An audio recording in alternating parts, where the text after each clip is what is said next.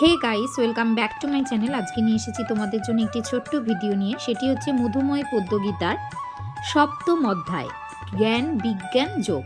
তবে শোনো, এই সারাংশ শোনো, জ্ঞান বিজ্ঞান যোগের সারাংশটা তোমাদের সাথে আজকে আমি শেয়ার করবো। তবে শোনো, শ্রীকৃষ্ণের উক্ত উপদেশে অর্জুনের সন্দেহ দূর না হওয়ায় শ্রীকৃষ্ণকে পুনরায় জিজ্ঞাসা করলেন, যে ভগবান যদি একই হন, তাহা হইলে সংখ্যাতীত দেবতা কেন এবং কেনই বা মানুষ সেই একমাত্র ভগবানকে দেখিতে পায় না? ইহা শ্রবণ করিয়া শ্রীকৃষ্ণ বুঝিলেন যে অর্জুন এখনও শ্রীকৃষ্ণকে বা বসুদেব সন্তান বলিয়া মনে করেন।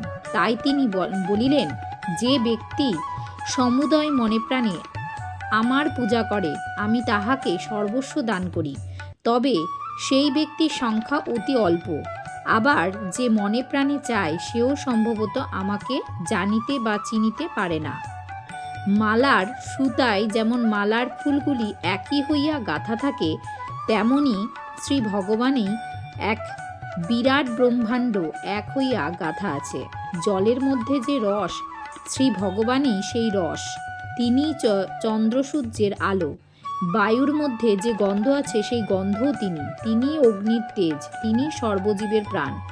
তবে যে সকল মানুষ তাহাকে দেখে নাই বা চিনে নাই, তাহার কারণ তিনি আপনাকে মায়া দ্বারা আবৃত করিয়া রাখিয়াছেন। তাহার সান্নিধ্যে যাইবার চেষ্টাই জীবন। আর এই জীবনকে নিত্য গতিশীল রাখিবার জন্য সত্য রজ তম এই গুণত্রয়ের সৃষ্টি। এই গুণ তিনটি তাহার মায়া, এবং এই গুণত্রয়ের অন্তরালে তিনি প্রত্যেক জীবেই বিদ্যমান। সুতরাং তাহাকে জানিবার বাসনা হইলে মানুষকে এই গুণত্রয়ের ঊর্ধ্বে উঠিতে হইবে।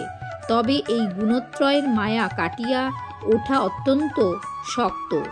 যে ব্যক্তি তাহার শরণাগত হয়, তিনি দয়াপরবশে তাহার চক্ষুর সম্মুখে হইতে এই গুণত্রয়ের মায়া অপসারণ করিয়া থাকেন।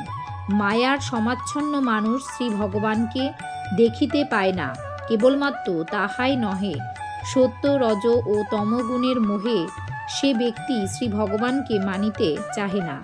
ভিন্ন ভিন্ন দেবতা তাহারই বিভিন্ন রূপের প্রতিচ্ছবি। এই সকল জ্ঞাত হইয়াও যে ব্যক্তি যে মূর্তির পূজাই করুন, সেই পূজা তিনিই পাইয়া থাকেন।